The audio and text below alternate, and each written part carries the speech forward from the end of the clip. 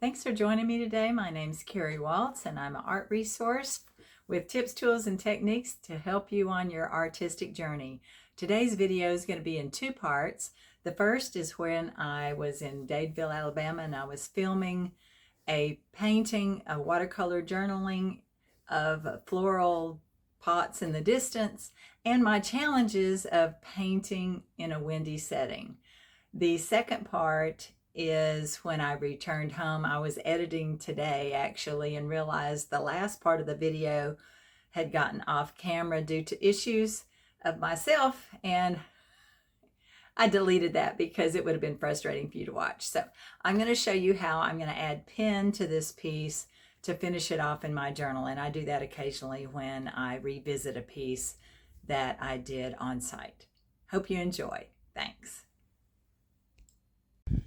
Okay, I'm on my artist retreat here, attempting to paint something that I will take a picture of and include in the editing process. But there is a bench over there, and excuse the wiggle because that's the wind where I hit the picture. There's a bench over there that is holding some flowers, and I'm going to start without any drawing. So I'm dipping my brush in just this little gray mixture that I happen to have. And you can't see that. There we go. That I happen to have right here still on my palette. Ooh. And I'm going to try to lay in where that bench is. There's not much of an angle. So I'm going to draw the bottom ledge of that. Now, this might not work because the camera is attached to the table. Okay, so I'm just doing that angle of the table. Then it gets darker, angles this way. I'm going to make it even darker. I'll go ahead and put that there. Well, just know you can't film in the wind unless you have a full, oh,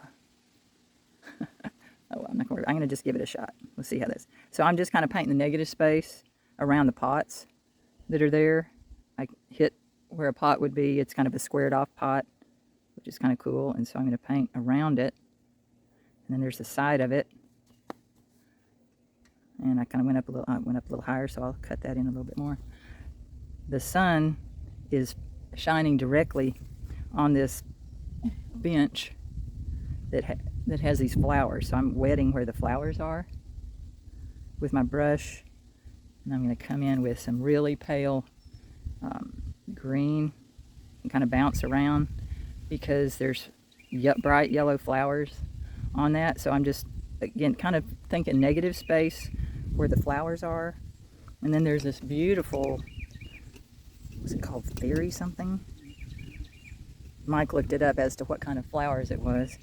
And sorry about the shake, y'all. Woo! The wind is up, but man, does that feel good because I'm sitting in the sun.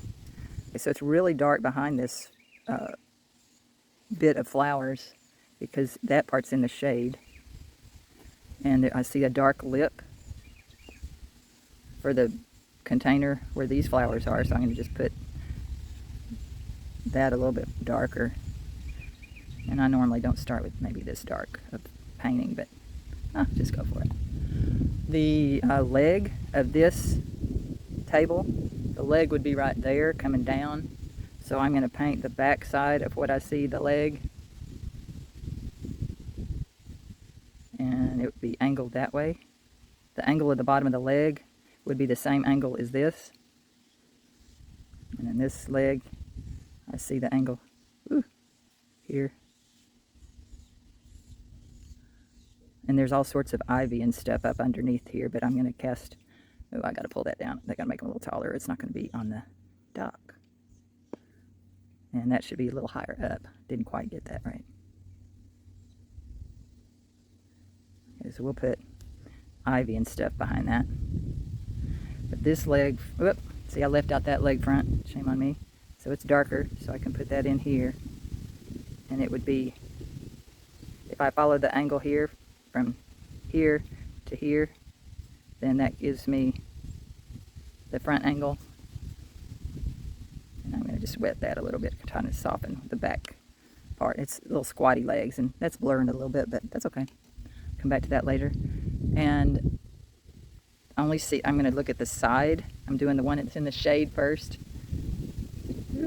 So I look at my angle here, the angle of the table. I want to follow that same angle with the legs, but I'm on the right side.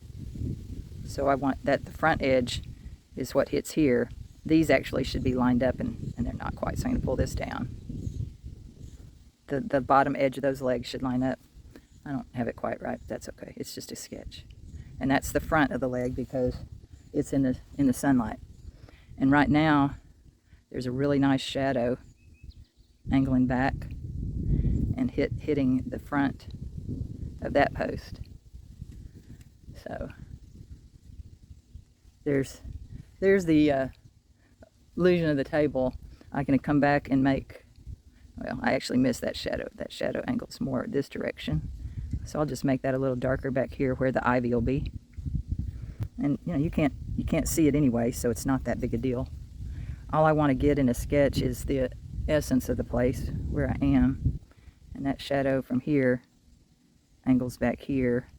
And this is the shade. Now we're in now we're in shade while I'm doing shadows. Thank you. You know, light changes. While I'm on this while I'm on this bottom part, I just happen to have some kind of goldish brown mixed over from the other night, and if it's too gold, I can add purple to it. And I'm just gonna give some kind of dry brush. Ooh, not very dry. Well, this pen never gives dry brush because it has a continual flow of water. But I'm just trying to give you the illusion of where it is. It's on a deck, a paneling of a dock, and I can come back and exaggerate all that later. But right now I'm going to move up to the purple flowers, and oh, that's too dark because they're actually very bright purple flowers, and I want a little more water in them for now. So I'm kind of laying in where the flowers are. They would be a lot more intense, but with watercolor, you just, if you want it lighter, you add water, because I don't have any white gouache to mix with it. If you had white gouache, you could probably mix with it and make a more opaque purple. But the flowers on the right side are a little darker. They're bending away from the sun, so I'm going to come in while that's still wet and just dab them a little bit more. And I'll kind of let that dry and fill in the greenery in a minute. I just don't want to put the greenery in there right now because it would blur. Whoa, there's the wind. Whoa, we almost lost the umbrella. Should we roll? Oh, yeah, let's roll it down. It's too windy, way too windy. Woo! Wow, tragedy avoided. We now have the umbrella down and secure, and I'm leaning on my stuff so it doesn't blow away. The breeze feels absolutely wonderful. Just not very helpful when you're trying to paint.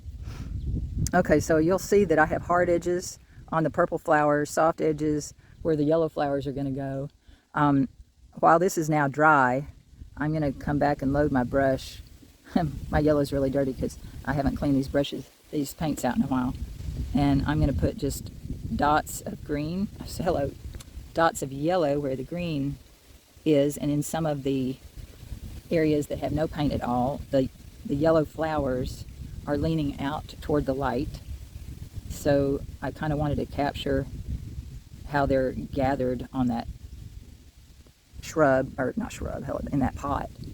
I'm going to have to come back with negative painting after that dries, and this one to fill in the to fill in where the leaves are. But I wanted to put where the yellow is so that it was more pure paint, because anyway, does that make sense? All right, when I'm looking at this, there is a green shrub pot. Is it even in a pot or growing behind?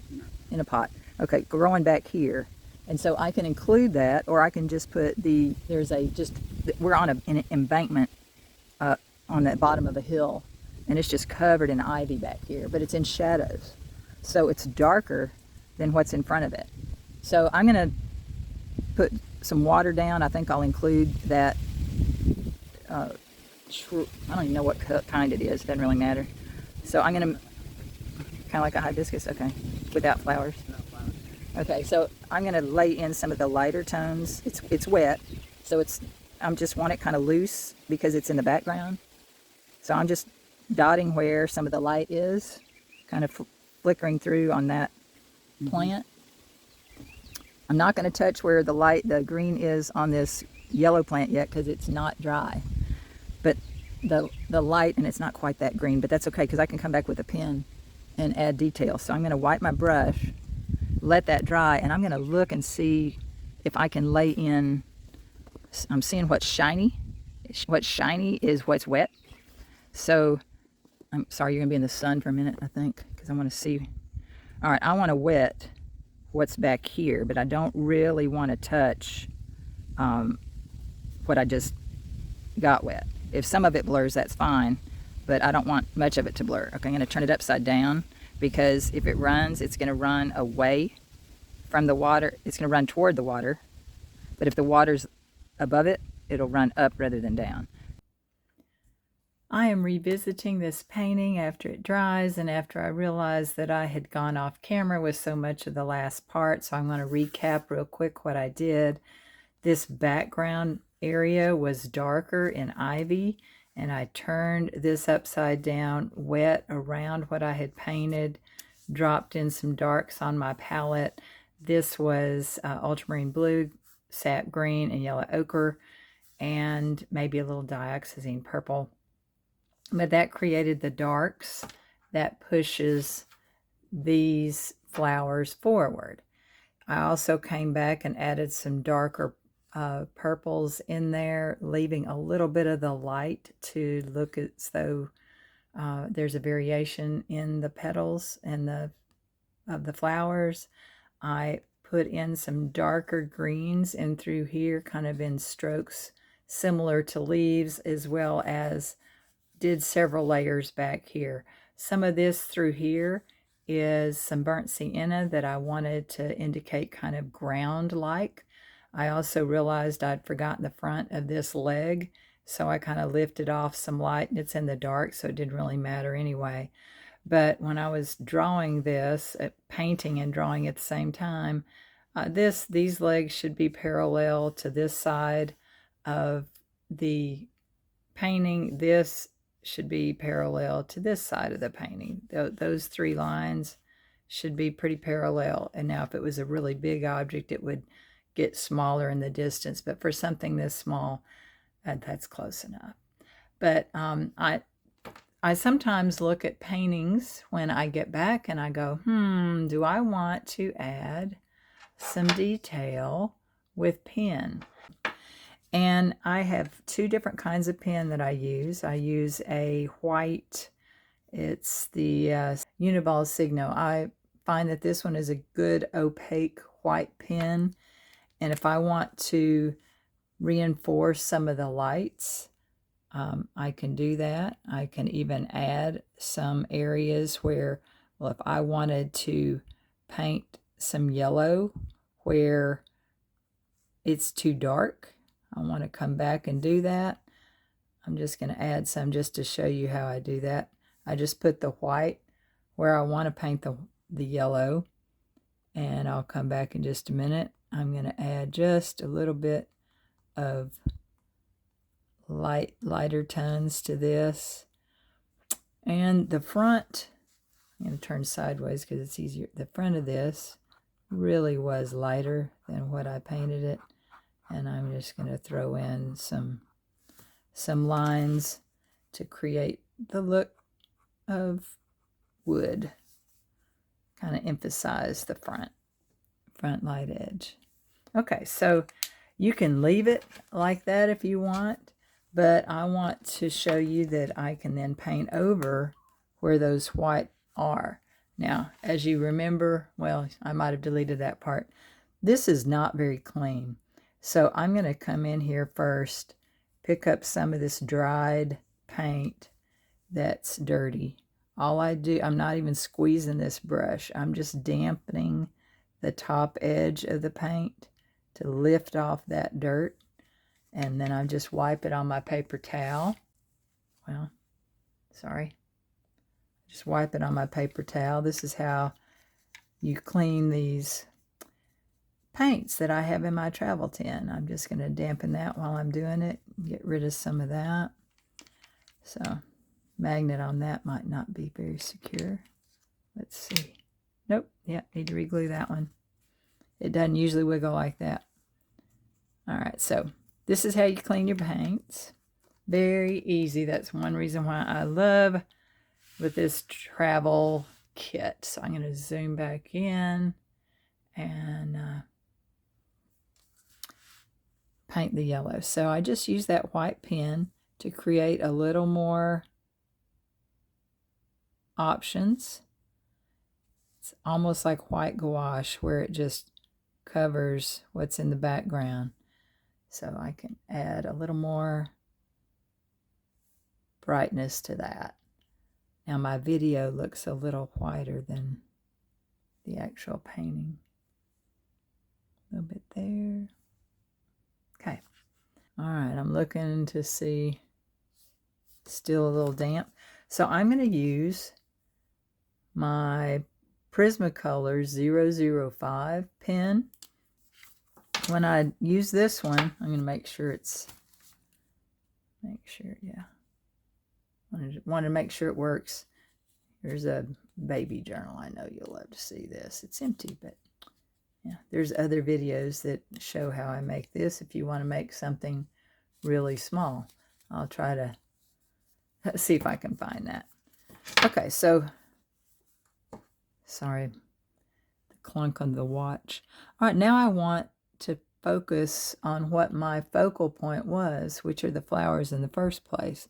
And I want to put a little bit of definition. So I'm just going to do a little squiggles through there.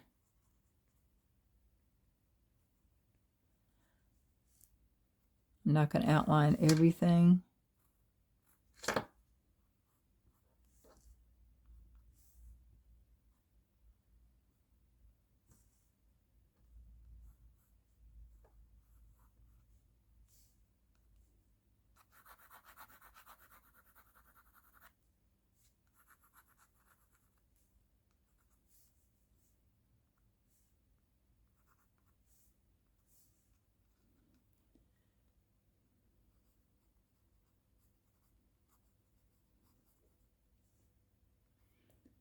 Honestly, I don't think I need to outline much in this one because I have some nice definition in lights and darks.